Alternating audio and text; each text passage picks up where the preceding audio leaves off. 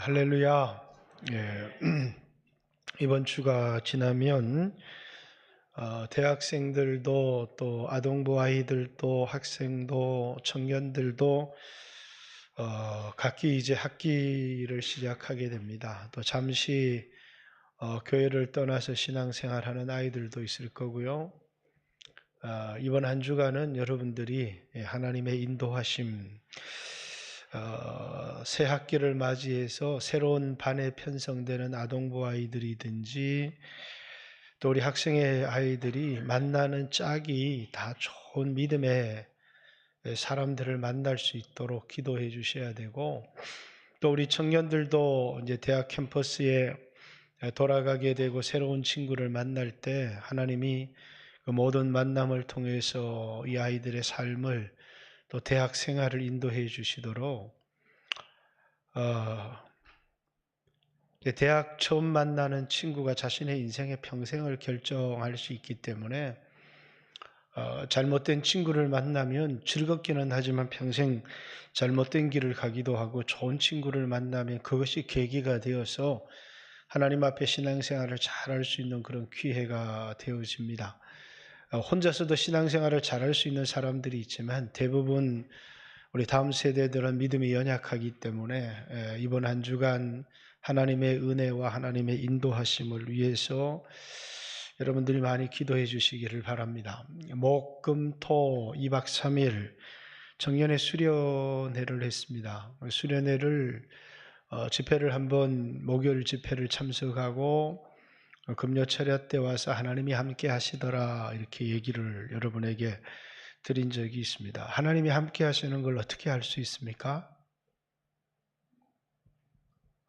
하나님이 함께 하시다는 거 어떻게 알아요?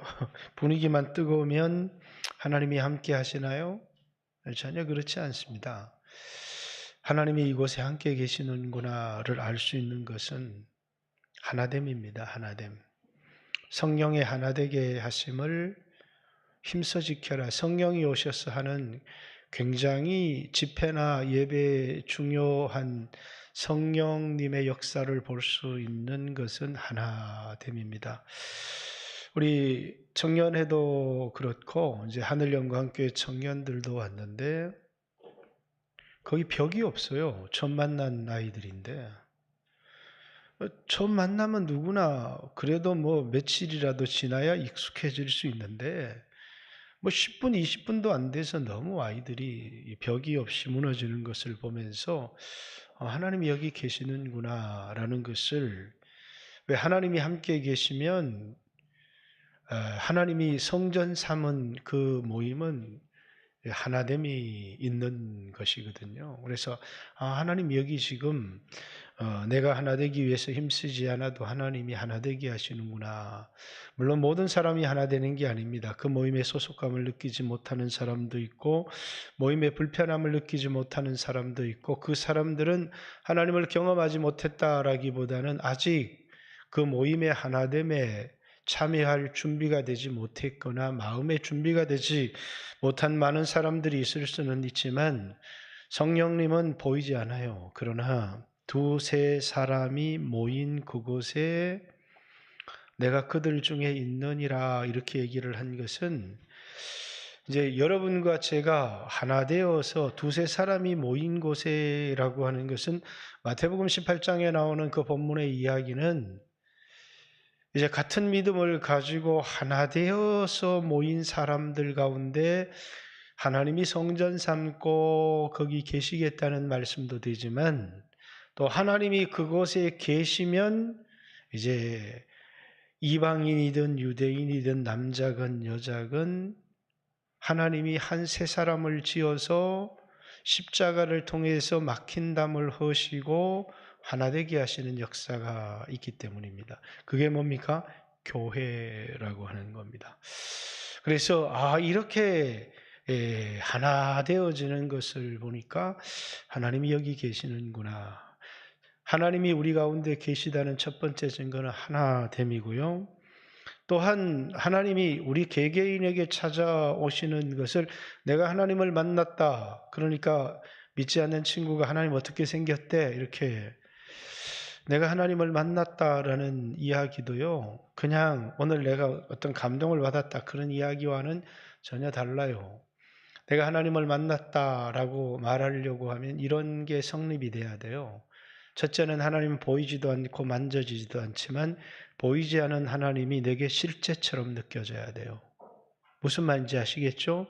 하나님이 눈에 보이는 어떤 존재보다 더 실제처럼 느껴지고, 예수님이 2000년 전에 십자가를 진 그것은 우리가 예수님 널 사랑하셔서 널 위해 십자가를 지셨대라고 하는 가르침이 있을 수 있어요. 그래서 난 뭐 그 가르침에 난 동의할 수 있어. 뭐 기독교는 그렇게 가르치는데 그게 사랑 아니겠어? 이렇게 하는 게 아니라 2000년 전에 그 사건이 오늘 내게 일어나는 사건이 돼야 돼요. 그러면 우리는 이 세상을 살아가는데 부모가 나를 버렸어요. 수없는 친구들로부터 배반과 상처를 받았어요.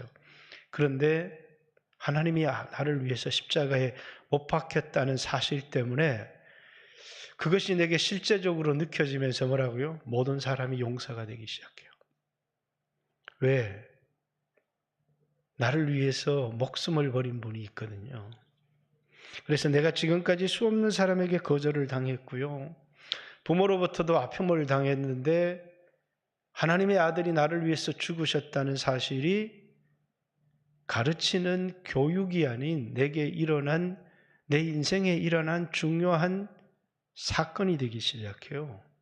그러면서 그것이 나로 하여금 얼마나 담대하게 만들고, 그것이 나로 하여금 나를 얼마나 소중한 사람, 나를 바라볼 때마다 하나님 나를 위해 죽으셨어 라고 하는, 그냥 그렇게 배운 게 아니라 그것이 자신의 인생에 일어난 사건, 기독교의 가르침이 달라지지도 않겠지만 기독교의 가르침이 달라지고 다른 사람들이 수없이 뭐라고 가르친다고 해도 나는 나를 부인할 수 없는 경험이 하나 있는데, 그건 예수님이 나를 위해 죽으신 것을 내가 알게 되었다는 거. 그게 내게 경험으로 다가오기 시작하는 거예요. 그게 뭐라고요? 내가 하나님을 만났다라고 하는, 그 만났다고 얘기할 때는 나는 기독교의 교리를 배웠다는 것과 하나님을 만났다는 것은 뭐가 다르냐면, 배웠다는 것은 누구나 다 그것을 배울 수 있어요. 그게 동의할 수 있어요. 그러나 그것이 내게 하나의 사건, 내 인생에 일어난 가장 중요한 사건, 제가 아내를 만나서 결혼한 것은 그냥 나는 어떤 여자를 만나서 결혼했습니다라고 하는 것을 내가 배운 게 아니라 그 사건이 내게 있었던 것처럼, 그래서 내게 아내가 있는 것처럼 나를 사랑하시는 주님이 계신 것이고, 나와 함께 하시는 주님이 계신 것이고, 나를 위해 십자가에 피 흘리신 주님이 계신 거예요. 그게 뭐가 된 거예요?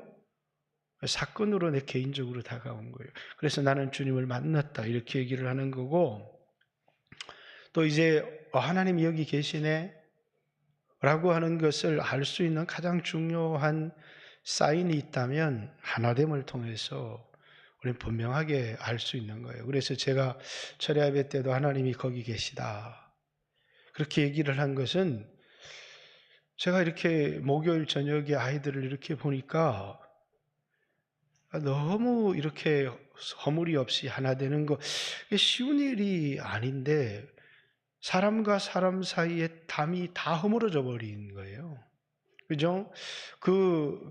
서로 다른 차별, 정말 전혀 알지 못하던 사람인데 그냥 이 수련회 그리스도인으로서 하나님을 예배하기 위해 모였다는 그 하나 때문에 모든 담들이 무너지고 하나 되어지는 것을 보고 하나님 여기 계시는구나 이런 것을, 그리고 정말 이번에는 내가 아무것도 안 하기를 정말 잘했다 내가 뭘 했으면 큰일 날 뻔했다 그런 생각을 하게 되었습니다. 하나님이 함께 계셨고 우리 청년 한 사람 한 사람, 물론 모든 사람이 주님을 만났다고 말하지는 못하겠지만 이제 평생에 잊을 수 없는 좋은 경험들이 우리 청년들 가운데 있었지 않았나, 그런 생각들을 합니다. 부흥이 일어나려면 어떤 일이 있죠? 하나됨이 있어요. 이 부흥의 가장 필수적인 조건 중에 지금 우리가 부흥이 일어나겠다 그럼 뭘 보면 알 수 있을까요? 교회 영적인 분위기가 하나 되기 시작하는 것을 보며 곧 부흥이 일어날 수 있겠구나라는 것을 알 수가 있는 거죠. 여러분 개인의 귀한 축복이 있겠다, 기도의 응답이 있겠다, 놀라운 기대가 생길 때가 언제인 줄 아세요? 여러분 마음속에 평안이 있을 때예요. 평안이라고 하는 것은 뭐냐면 마음에 수없는 육신적인 생각들이 있고, 그래서 내가 하나님 앞에 이 육신적인 생각 죄를 버리고 기도를 하는데 평안이 없어요. 결국 나는 죄를 지을 건데 뭐, 그리고 난 또 넘어질 건데 뭐, 난 또 포기를 못할 건데 뭐, 지금 이 순간 하나님 내가 그 죄를 버리고 이제 하나님 뜻대로 살겠습니다, 이제 그렇게 살겠습니다, 그렇게 살겠습니다 이렇게 하는데 내 마음 한구석에는 뭡니까? 편치 않아요. 진정한 회개가 일어나지 않죠. 근데 뭐라고요? 주님이 찾아오셔서 모든 죄가 포기되어지고 여기에 어떤 마음이 생기냐면 한 마음이 생겨요. 거룩하게 살고자 하는 열정, 하나님만 기쁘게 하고 싶은 열정, 그죠? 그럴 때 뭐도 생기는 줄 아세요? 하나님이 나와 함께 하신다는 확신과 미래에 대한 기대도 생겨요. 그럼 여러분들이 여러분의 삶에 놀라운 부흥이 있을 거라는 거, 그건 막 내가 애써서 되는 게 아니고 내 마음속에 이 마음이 뭐냐면, 염려라는 게 뭐냐면 나뉘어진 마음이에요. 하나님 뜻대로 살고자 하는 마음도 있는데 그렇게 살 수 없는 그런 마음도 내 마음 한구석에 있는 거예요. 왜 그럴까요? 성령이 충만하지 않아서 그래요. 근데 하나님의 은혜가 내 마음속에 임하기 시작하면 난 노력할 필요가 없어요. 모든 죄가 포기되기 시작하죠. 하나님에 대한 기대가 생기고 내 삶에 내 연약함들도 많이 있고 문제들도 많이 있지만 나와 함께 하신 하나님이 보이기 시작해요. 그러면서 마음이 뭡니까? 딱 하나로, 오 주여 나의 마음이 주께로 정해졌으니 나는 주 찬양하리라. 지금 이스라엘은 부흥을 앞두고 있어요. 위대한 부흥이 일어날 거예요. 근데 뭐가 없어져야 돼요? 이 부흥의 걸림돌이 사라져야 돼요. 우리는 단순히 열왕기상 2장을 읽으면서 솔로몬의 정적들을 숙청하는 이야기로만 단순히 읽어서는 안 된다는 것입니다. 하나님이 부흥을 일으키실 때 하나되게 하세요. 그런데 이 하나됨을 거슬리게 하는 우리의 마음 한 곳에 뭐가 있느냐 하면 육신의 생각들이 차올라오는 게 있어요. 그죠? 제압할 수 없는 요합이 있고, 우리가 제압할 수 없는 이 강한 세력들이 우리 안에 있다는 것을 알게 돼요. 근데 이거는 십자가에 못 박아야 되고 제거해야 되는 적인데, 우리는 뭐냐면 솔로몬이 단지 국가 권력을 장악하기 위해서 자신의 정적을 제거한 사건으로 보면 이건 그냥 당파 싸움에 불과한 것이죠. 여러분, 국가는 하나 되는 것이 굉장히 중요한데 우리나라는 큰 위기 가운데 있어요. 예전에 이 앞에 트럼프가 대통령이 될 때 미국의 트럼프가 선거인단 수에는 승리했지만 전체 득표율에서 패배했어요. 그 여자 이름이 뭐였죠? 예? 갑자기 누구요? 예, 힐러리 클린턴이 전체 득표에서 훨씬 앞섰습니다. 부시는 전체 득표율에서 힐러리에게 패배했어요. 선거인단에서 누굴까 이름이 자꾸 잊어버리네요. 이겼을 뿐이에요, 트럼프가.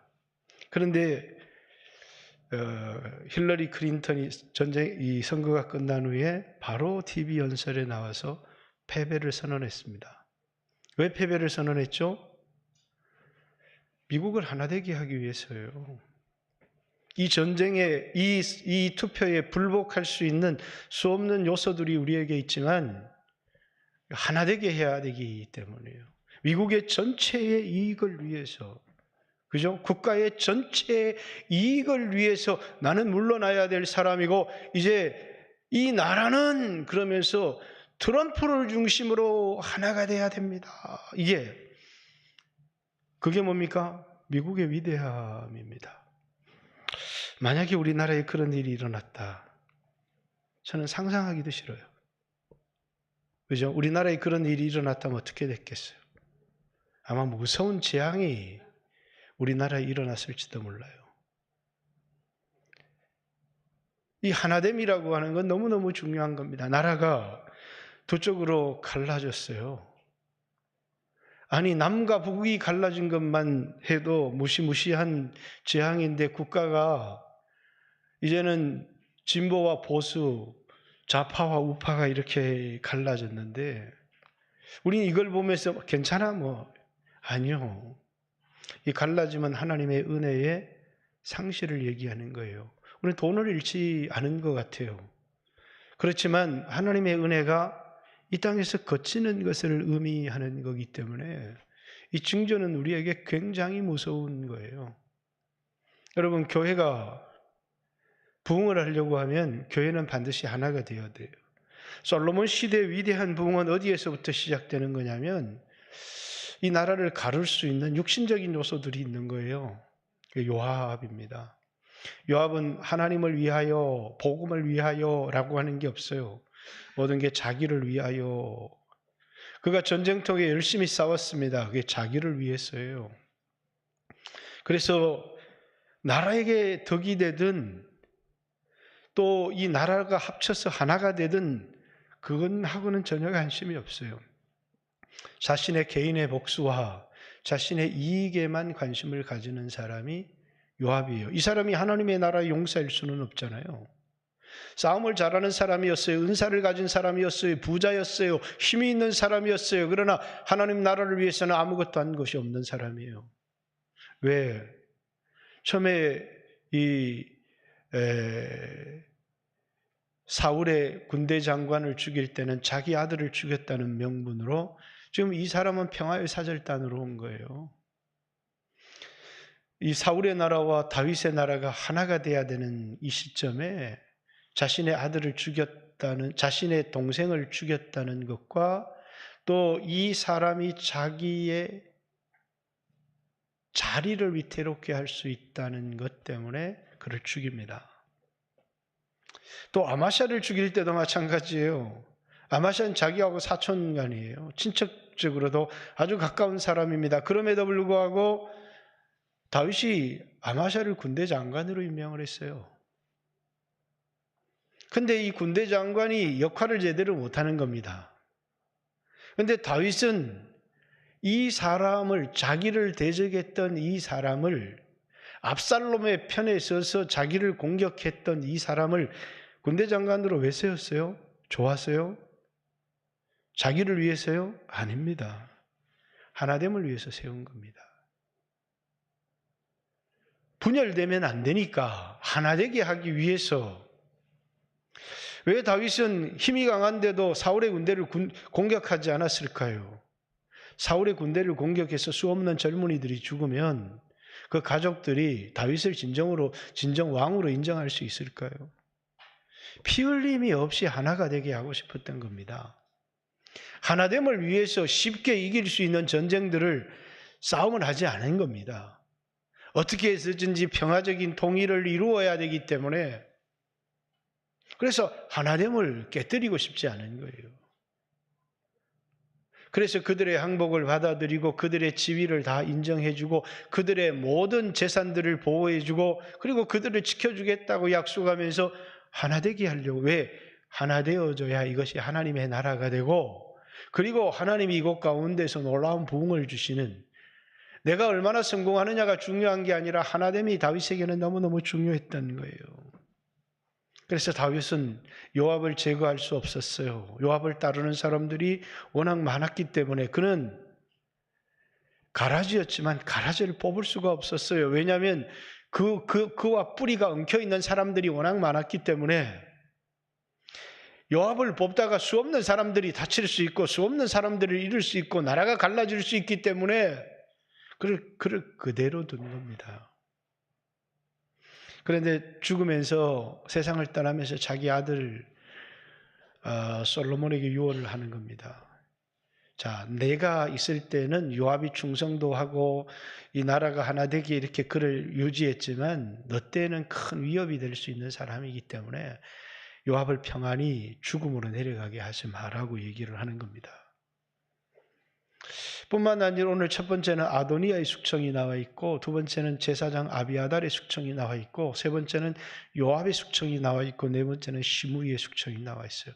이 사람들 한 사람 한 사람의 면모를 보면 다 하나됨을 깨뜨리는 사람들일 뿐만 아니라 하나님 나라를 위해서가 아니라 자신의 욕심을 위해서 살아가는 사람들이에요.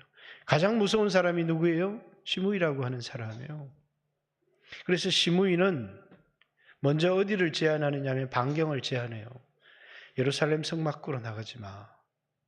왜 이 사람이 성 밖에 나가서 사울 지파 사람들, 베냐민 지파 사람들과 소통을 하고 그래서 그들이 안 좋은 소문을 내고 국가에 대항하는 이야기들을 퍼뜨리고 하면 나라가 갈라질 수 있어요. 그래서 그는 기드론 시내를 건너면 너 죽어 이렇게. 그가 다윗을 저주했습니다. 그것만으로도 충분히 죽임을 당해야 되는 사람이지만 다윗은 자기를 저주한 사람을 살려줘요. 왜? 이것은 하나님이 시므이를 통해서 내게 한 말이라고 생각했기 때문에요. 시므이를 죽임을 통하여 문제를 해결하는 게 아니라 자신이 회개함을 통하여 하나님 앞에 은혜를 얻기를 원했어요. 그래서 시므이의 저주를 문제 삼지 않았지만 그걸 통해서 자신에게 회개의 기회를 삼았지만 그렇다고 해서 시므이가 옳은 사람은 아니에요. 이 사람은 얼마든지 나라를 갈라먹을 수 있는 사람이라는 것을 알고 있었던 거예요. 근데 그에게 약속을 했어요. 하나님의 이름으로 그 목숨을 살려주겠다고. 그렇지만 그가 자꾸 활동 범위를 키워가면 곤란해요. 그래서 기드론 시내로 그의 활동 범위를 제한했어요. 왜? 다윗의 눈앞에서만 활동하라는 거예요. 내 눈밖을 벗어나면 넌 죽어 라는 거예요. 왜? 굉장한 위험 요소를 가지고 있었던 사람이기 때문에. 그런데 어느 날 이 시므이의 종이 기드론 시내를 벗어서 도망을 간 거예요. 그러니까 이 사람이 뭐라고요? 자기의 종을 잡겠다고 기드론 시내를 벗어났어요. 언제나 망하는 사람들은 자신의 범위를 벗어나요. 자신의 권한을 벗어나기도 하고 자신의 한계를 벗어나기도 하고 아도니아도 그렇죠. 죽은 사람처럼 살면 아무런 문제가 안 돼요. 그런데 다시 항상 육신의 사람들은 컨트롤할 수 없는 게 있어요. 어떤 고난을 당하고 자기가 위기에 처하면 죽은 사람처럼 자신을 겸손하고 낮추고 살아가면 그래서 그걸 통해서 변화되면 다시 자신에게 기회가 주어질 수 있지만 그는 자신이 변화되기를 원하지 않아요. 잠깐 죽은 척할 수는 있어요. 그러나 반드시 욕심이 머리를 들고 일어나거든요. 그래서 시므이는 생명을 약속했지만 조건이 달려 있었잖아요. 기드론 시내를 벗어나지 않는다는. 기드론 시내를 벗어나서 그는 죽임을 당합니다. 아도니아 솔로몬의 형입니다. 아주 소중한 사람이기도 하죠. 그러나 왕의 자리를 내어줬는데 이제 수냄 여자 왕의 아내일 수도 아버지의 아내일 수도 있고 아버지의 여종으로 수냄 여자를 다윗의 첩으로 봐야 되는지 다윗의 여종으로 봐야 되는지 신학적으로 많은 논란의 여지는 있습니다. 그럼에도 불구하고 이 수냄 여자 아비삭을 자기에게 달라고 이렇게 누구를 통해서요? 솔로몬의 어머니를 통해서 밧세바를 통해서 이 여인을 내게 주십시오. 그랬을 때 밧세바도 뭐예요? 이게 자신의 남편의 첩이었는데 그냥 다른 아들에게 줘버려도 속이 시원하겠다는 생각을 했을지 모르겠어요. 그러나 그 속에는 아도니아의 야망이 들어있는 겁니다. 그래서 자신의 아들에 가서 이제 내가 구하는 것을 주기를 원한다. 아들이 어머니가 구하는 것은 무엇이든지 주겠습니다. 수냄 여자 아비사익을 아도니에게 아내로 주자. 그러니까 솔로몬이 정색을 하고 얘기합니다. 차라리 그를 위해서 왕의 자리를 구하시지 그러십니까? 그러면서 오늘 이 아도니아가 죽임을 당하지 않으면 나를 이 땅의 왕으로 세우신 하나님이 내게 벌 위에 벌을 내리기를 원한다. 그러면서 왜? 욕망을 절제할 수 없기 때문이에요. 여러분, 우리가 이 세상을 살아가면서 우리가 절제할 수 없을 때가 너무너무 많아요. 그래서 그리스도의 십자가가 있는 겁니다. 절제는 어떤 한계를 가지고 있어요. 그래서 죽이라는 거예요. 근데 한 번 죽여서 되는 게 아니거든요. 또 살아나고 또 살아나고 또 살아나는 겁니다. 우리의 욕심은 한 번 죽여서 되는 게 아니라 성령의 충만은 한 번 받아서 되는 게 아니에요. 날마다 성령에 충만해야 되고 성령에 사로잡혀야 되고 성령에 충만하고 성령에 사로잡힌 사람이 날마다 자신의 옛사람을 십자가에 못 박을 수가 있는 거거든요. 그래서 사도 바울은 나는 날마다 죽노라 이렇게 욕망을 따라 살고자 하는 것을 날마다 십자가에. 그래서 새벽 기도 시간이나 하루의 첫 기도의 시간은 내가 원하는 내 소원들도 알아야 되지만 오늘 내 안에 있는 무서운 위험한, 이거 언제까지 동거해야 돼요? 내가 세상 떠나는 날까지 내게서 분리시킬 수가 없어요. 마치 가라지를 곡식에게서 분리시키는 날은 세상 끝에 가만두어라. 가라지를 뽑다가 곡식까지 뽑겠다. 그럼 가만두는 거예요. 이 세상에는 악인과 선인이 공존하도록 두시는 거예요. 그리고 마치 악인이 잘 되는 것처럼 힘도 없고 그렇지만 가만두라는 거예요. 그것이 분리되는 날이 있어요. 세상 끝에 천사가 와서 주술을 하는데 인자 대신 예수님이 손에 키를 들고 알곡을 모아 곳간에 들이고 쭉정이는 꺼지지 않는 불에 태우시는 분리의 날이 반드시 있다는 거예요. 여러분과 제 안에도 뭡니까? 영적인 요소가 가지고 있고 육신적인 요소를 가지고 있어요. 육신대로 살면이라는 것은 우리가 망하는 길을 택하는 것이죠. 여러분 안에 있는 이 옛사람은 예수 믿음과 동시에 분리되면 좋겠는데 분리되지 않아요. 근데 놀라운 일이 일어나요. 이게 마치 나인 것처럼 살았는데 언젠가 이것이 나에게 떨어져 나가는 날이 있어요. 이게 내가 아니라 떨어져 나가는 날이 있어요. 그 날이 뭡니까? 주님이 오시는 날이에요. 내 안에 있는 옛사람이 나에게서 분리되어져 그래서 영원히 멸망하게 되는 거예요. 그 존재가 사라져버리는 거예요. 왜? 우리에게 아들의 영, 그 아들의 영이 이제 우리의 새 사람과 함께 영원히 보존되어지는. 그래서 우리는 마치 악한 것 같아요. 그런데 우리가 부활하고 나면 하나님이 우리를 보실 때는 뭡니까? 아들의 영. 우리 영이 깨끗한 거예요. 우리 안에는 더러운 영이 있어요. 그 더러운 영은 만약에 우리가 예수 믿지 않고 죽게 되면 더러운 영이 되는 거예요. 겐지지강에 몸을 씻는다고 영이 깨끗해지지 않는다고 했잖아요. 예수를 믿어서 거듭나서 우리 안에 아들의 영이 있을 때 내가 죄를 짓는데 우리 영이 더러워지는 건 아니에요. 내가 오늘 죄를 지어 더러워지는 건 옛사람 아담의 영이 우리 안에 그 영이 나라고 하는 내 안에 있는 존재와 연합해서 죄를 짓게 되는 것입니다. 그래서 사도 바울은 로마서 7장에 내가 죄를 짓는데 그건 내가 아니요 내 속에 거하는 죄니라. 물론 이 말을 통해서 내 죄를 합리화해서는 안 돼요. 그러나 우리가 언젠가 이 세상을 떠나 육체가 우리가 마감되어질 때 우리의 옛사람은 사라지기 시작해요. 분리가 일어난다고요. 그리고 우리는 변화된 우리의 새 사람을 보게 돼요. 주님이 우리를 보실 때 뭐라고요? 깨끗한 영이 의롭다고 하신다고요. 근데 우리 안에 이 세상에 살아갈 때 부흥이 일어날 때가 뭐냐면 분리할 때예요.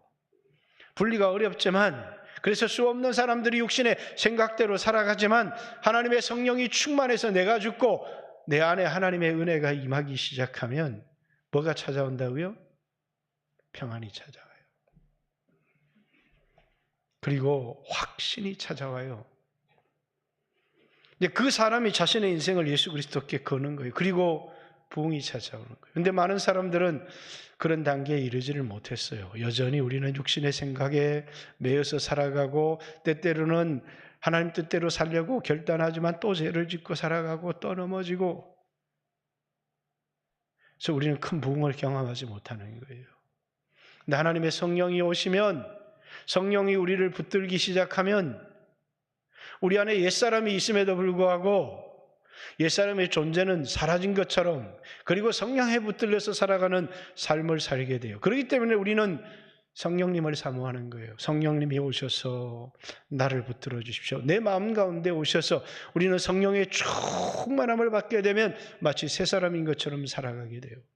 한 나라가 부흥하는데 제거돼야 될 사람들이 있더라는 거예요.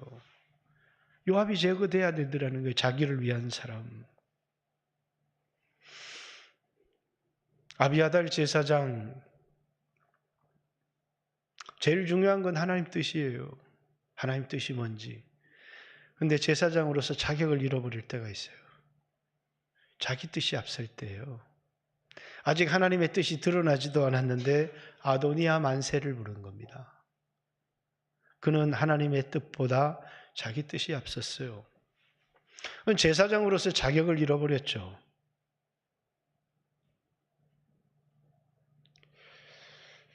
그래서 그는 죽어서 마땅한 사람이었지만 솔로몬이 그를 살려줍니다. 그를 살려주는 명분은 아버지와 함께 고생하고 함께 전쟁터를 돌았다는 것. 물론 요압도 그렇게 살았어요. 그죠? 근데 왜 살려줬을까요? 기름 부음 받은 자였기 때문이에요. 기름 부음 받은 자는 오직 하나님의 것이 되었기 때문에. 그래서 여러분 보세요. 이제 이건 다 예배당이지만 이건 하나님의 것, 이게 딱 하나님의 것이에요. 그럼 어떻게 해야 돼요? 여기 기름을 부어요. 이 기름을 붓는다는 뜻이 무슨 뜻이죠? 내 거 이런 뜻이에요. 아무도 손대지 마 그런 뜻이거든요. 교회 장로님들 이렇게 기름을 부어요. 기름을 붓는다는 의미가 뭐예요? 이건 내 거라는 거예요. 너희가 함부로 손대지 마 그런 뜻이에요. 그게 부여된 권위예요. 그러니까 아무도 손대지 않으니까 얼마나 좋아요. 그런데 하나님 뜻대로 살지 않으면 누가 손대겠다는 거예요? 하나님이 손을 대시겠다는 거예요. 그게 무서운 거예요. 사람들에게 비판이 일어나지 않고 사람들이 존경하니까 그게 좋은 것 같은데 어느 날 갑자기 하나님이 손을 대요. 그때는 감당할 수가 없어요. 왜? 하나님을 위해서 살도록 기름 붓는 순간에 공생애가 되는 거예요. 목사가 그렇잖아요. 그래서 목사를 정죄할 수 있지만 두세 사람의 증인이 없이는 정죄하지 말라는 거예요. 그게 성경의 요인이에요. 아무나 흔들지 못하도록. 분명한 증거, 두세 사람의 증인이 있을 때는 말할 수 있어요. 파면할 수 있어요. 그러나 성경의 정신은 분명히 이거예요. 이거는 하나님의 것. 그래서 하나님이 처리하실 거라는 거예요. 그게 무서운 거죠. 근데 하나님을 두려워하지 않고 함부로 살게 되면 그것이 하나님이 손을 댈 수가 있어요. 그게 무서운 겁니다. 그래서 기름 부음 받은 자는 사람을 두려워하면 안 돼요. 기름 부음 받은 자는 하나님을 두려워하는 삶을 살아야 돼요. 어느 날 하나님이 방문하시는 그날이 자신의 인생의 마감일이 될 수 있기 때문에 그래요. 그래서 언제나 하나님 앞에서 살아야 되는 것이고 항상 하나님의 뜻을 먼저 생각해야 되는 것이고 자신의 유익을 구하면 안 되고 하나님의 유익을 구해야 되는 거예요. 요압처럼 자신을 위해서 살아가는 게 아니라 제사장은 하나님의 뜻을 위해서 자기 자신을 헌신한 사람이기 때문이에요. 그러나 죽이지는 않아요. 그럼 파면을 받아서 고향 아나도스로 도망을 가게 돼요. 그런데 이것이 무엇 때문이냐면 그의 아버지 또 그의 조상이었던 엘리 제사장의 예언이 그에게 이루어졌다. 이렇게 오늘 성경은 이야기를 합니다. 여러분, 부모의 저주가 자식에게 유전될 수 있는가? 그러면 오늘 내 모든 삶의 어려움이 부모의 책임인가 조상의 책임인가 조상 탓을 하라는 게 아니에요. 우리가 부모의 저주, 부모의 축복, 어떤 사람은 그 축복을 물려받는다는 것은 부모의 정신을 그대로 물려받는다는 거예요. 부모의 신앙을 그대로 물려받는다는 거예요. 하나님을 사랑하는 마음을 그대로 물려받는다는 거예요. 하나님께 좋은 걸 드렸던 것을 그대로 물려받는 사람은 부모의 축복을 물려받는 사람이에요. 그런데 부모가 신앙이 건강하지 못했어요. 그 모든 삶과 그 모든 정신에서 부모를 공경해야 합니다. 그러나 그걸 완전히 그 생활에서 자기를 단절해야 된다는 거예요. 그래야 부모의 저주가 우리에게 물러지지 않아요. 그죠? 아버지는 너무너무 술주정뱅이였어요. 엄마는 새벽에 눈물로 기도하는 사람이었어요. 그런데 보니까 엄마의 눈물의 기도는 없고 아버지 술주정뱅이 삶만 있어요. 그럼 어떻게 해야 돼요? 그 사람은 아버지처럼 망하게 될 거예요. 그는 철저히 예수님의 보혈로 아버지의 정신, 아버지의 삶을 끊어버려야 돼요. 그리고 어머니의 눈물과 어머니의 정신을 물려받아야 돼요. 우리가 부모로부터 무엇을 물려받느냐가 그냥 당연한 축복과 저주를 내 삶과 전혀 상관이 없이 물려받는 것이 아니에요. 내가 부모로부터 어떤 정신을 물려받는지, 믿음을 물려받는 사람은 축복이 되지만 거짓되고 허무한 행실을 물려받는 사람은 저주를 받게 되는 거예요. 예수님의 십자가의 피로 끊어버려야 될 것은 단호하게 끊어버려야 되는 거예요. 부모가 조상을 섬겼던 제사는 끊어버려야 되는 것입니다. 그리고 하나님을 섬겼던 믿음의 삶은 그대로 물려받아야 돼요. 아마 아비아달에게는 그 조상 엘리의 잘못된 것들이 있었던 것 같아요. 그는 아나돗으로 추방을 당합니다. 그러나 뒤에 가면 이후손 한 사람이 나와요. 늘 얘기하지만. 누굽니까? 위대한 선지자 하나가 나와요. 아비아달의 자손 중에 예레미야라고 하는 선지자가 나옵니다. 아마 돌아가서 회개를 하고 어떤 삶을 살았는지는 모르지만 성경에 기록이 없지만 그의 후손들 가운데 위대한 믿음의 선지자가 나왔다는 것. 여러분, 우리가 살아있다는 건 우리에게 기회가 있다는 거예요. 회개할 수 있는 기회가 우리에게 남아있다라고 하는 것입니다. 회개하는 사람에게는 기회가 주어져요. 내가 지금까지 어떤 삶을 살았는지 몰라요. 내가 살았던 삶을 돌아보면 하나님 앞에 축복받을 것이 전혀 없고 교회 안에서도 여러 가지 일을 했는데 어느 순간 하나님 앞에서 내 자신을 비춰보니까 나는 주를 위해서 희생했습니다. 나는 주를 위해 헌신했습니다 하는데 어느 순간 내 마음의 의도와 이런 것이 비춰지기 시작하는데 모든 게 나를 위해서. 그런 것이 보여질 때가 너무너무 많아요. 목사인 제 자신도. 그때 하나님 앞에 서야 되는구나. 하나님이 오늘 내 모습을 비춰주는 거구나. 하나님이 회개하라고 하는 거구나. 그런데 그 모습을 덮어버려요. 사람들에게 내가 주를 위해서, 내가 복음을 위해서 내가 얼마나 많이 희생했는 줄 아느냐. 하지만 자신의 변화가 일어나지 않아요. 우리 인생의 변화는요, 내 겉모습의 변화에 전혀 있지 않아요.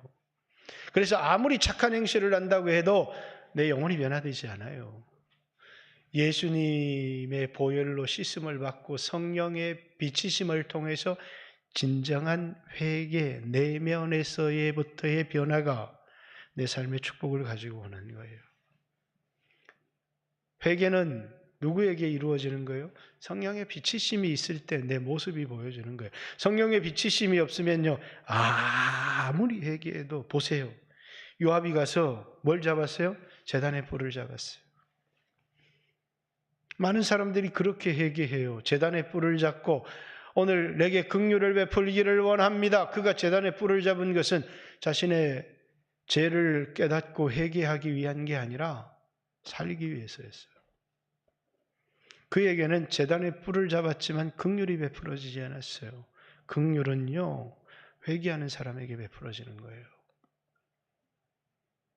진정으로 자신의 죄를 깨닫고 회개할 때 하나님은 우리에게 새로운 기회를 주시고 아무리 여러분의 삶이 절망에 처해 있고 가난에 처해 있고 육신의 질병이 죽음에 처해 있고 한다고 할지라도 진정으로 회개하고 돌아오는 사람에게는 하나님은 두 번째 기회를 우리에게 주실 수 있어요. 그래서 회개는 우리에게 너무너무 중요한 거예요. 그리고 그 회개는 내가 원한다고 할 수 있는 것은 사실은 아니에요. 비치심이에요. 주님이 내 모습을 보여주지 않으면 여전히 나는 의롭고, 그리고 하나님 앞에 내가 이렇게 30년, 40년 주를 위해서 살았는데 이게 뭡니까? 이렇게 얘기하게 되거든요.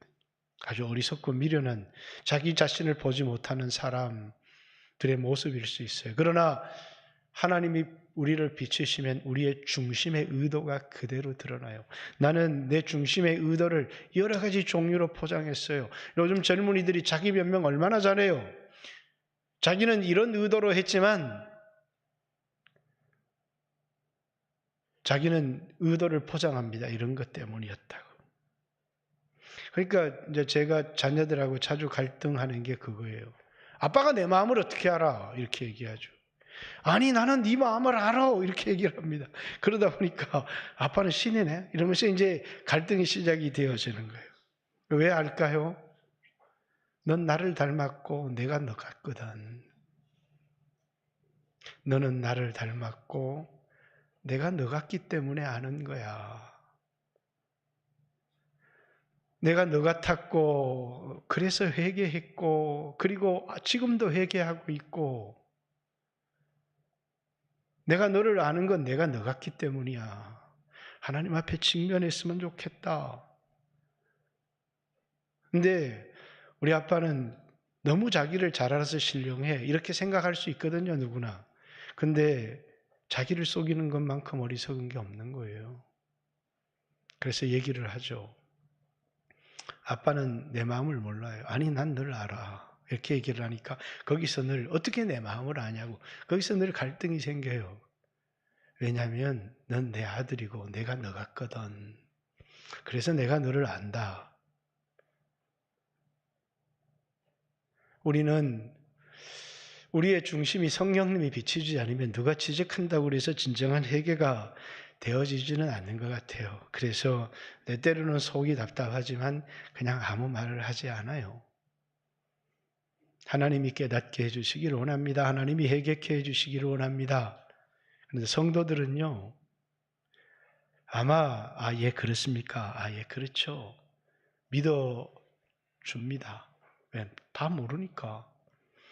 그렇지만 하나님은 우리 중심을 아시잖아요. 하나님의 비치심이 있으면 우리는 이 모든 것을 누구를 위해서 했는지, 언젠가 우리가 그리스도의 심판대 앞에 서게 되면 우리의 마음의 중심이 그리스도 앞에서 낱낱이 드러나게 될 거예요. 고린도전서 4장 바울은 이렇게 얘기합니다. 내가 내 양심으로 내 자신을 들여다봐도 나에게 책망할 것이 하나도 없다. 그러나 나도 나를 판단하지 아니하노니 나를 판단하시는 이는 그리스도 예수시다. 이렇게 얘기를 합니다.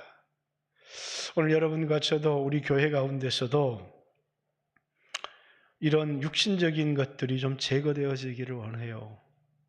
그래서 부흥이 일어나기를 원하고 우리 개인의 마음속에서도 육신적인 생각들을 회개를 통해서 성령의 비추심을 통해서 제거되어지기를 원해요. 그래서 우리 개인의 영혼에 그런 부흥이 있었으면 좋겠어요. 아니 당신의 영혼이 문제입니다.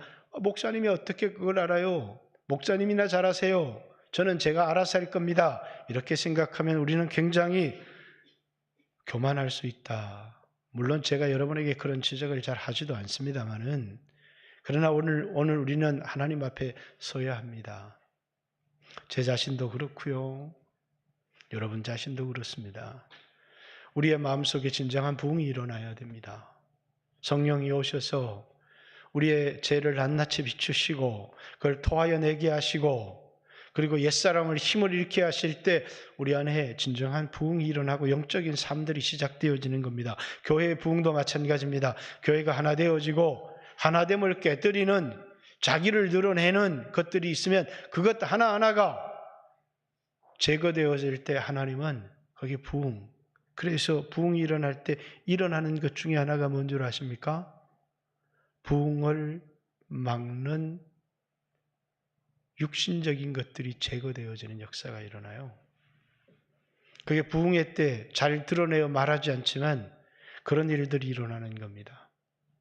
하나님은 이 세상에 오셔서 우리에게 부흥을 일으키실 때 요압이 제거돼야 되고 아비아달이 제거돼야 되고 시므이가 제거되어야 돼요. 그리고 이제 솔로몬의 부흥이 일어납니다. 네, 지난주에도 얘기했죠. 문제가 생긴 거예요. 외부적인 건 다 제거했는데 자기 안에 옛사람을 제거하지 못하는 거예요. 그래서 솔로몬이 다른 나라와 평화를 하기 위해서, 왜? 요압은 전쟁에 유능한 사람이에요. 만약에 요압이 솔로몬의 군대 장관이었다면 그는 하는 것마다 평화 그딴 거 필요 없습니다. 나한테 군대를 주십시오. 확 밀어버리겠습니다. 그럼 모든 걸 전쟁으로 해결하려고 했을 거예요. 전쟁을 하지 않으면 군대는 아무런 위력을 얻기 때문에 솔로몬 시대에 전쟁이 없어요. 평화를 통해서 나라를 확장시켜 나가기 시작해요. 근데 문제가 생겨요. 그 평화를 위해서 받아들인 여인들을 솔로몬이 사랑하게 된 거예요. 자기 안에 있는 무서운 재성을 컨트롤하지 못한 거예요. 그래서 항상 우리 예수 믿는 사람은 돈이 아닌 우리 안에 있는 죄를 두려워해야 돼요. 우리 안에 있는 욕망들을 두려워해야 돼요. 그래서 우리는 항상 하나님의 성령 앞에 서야 돼요. 우리 자신을 보고 회개하고 자기의 마음을, 자신의 욕망을 관리하지 않는다면 우리는 우리 주변이나 돈 관리, 그것 이상으로 우리에게 중요한 게 우리의 심령을 관리하지 않는다면 우리는 무너질 수 있다는 사실을 기억했으면 좋겠어요. 2, 3분만 주여 하시고 오늘 우리에게도 진정한 부흥이 있게 해 주십시오. 여러분 안에 주님, 저는 약합니다. 내 안에 있는 모든 재성들을 지금 다 제할 수는 없지만 성령의 충만함으로 나를 붙들어 주셔서 재성에 이끌리는 삶을 살아가는 게 아니라 하나님의 성령에 이끌리는 삶을 살아갈 수 있게 해주시고, 그리고 내 개인적인 부흥, 그리고 교회의 놀라운 부흥이 일어날 수 있도록 하나님 축복해 주세요. 주여 하시고 기도합니다. 주여.